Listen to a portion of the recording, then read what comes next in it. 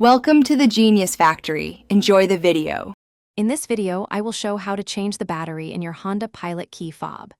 This guide will help you quickly restore full functionality to your remote. You will need just two simple tools: a small flathead screwdriver and a fresh CR1616 battery. This entire process is straightforward and should take you less than 5 minutes from start to finish, ensuring your key fob works perfectly again. To begin, carefully examine your key fob and locate the small slot typically found on one of its sides.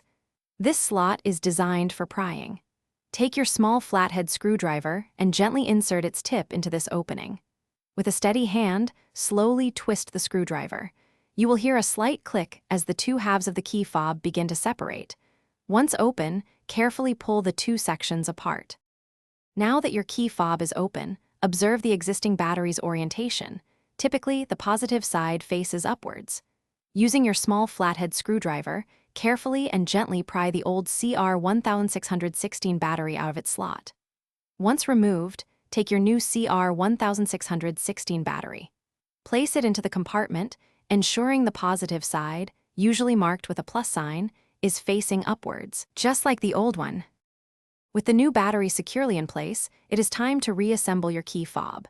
Carefully align the two halves of the casing, ensuring they fit together perfectly. Gently press the halves together until you hear a distinct click, indicating they are securely fastened. Finally, test your key fob's functionality. Try locking and unlocking your vehicle's doors and confirm that all buttons, including the trunk release and panic button, respond correctly and reliably.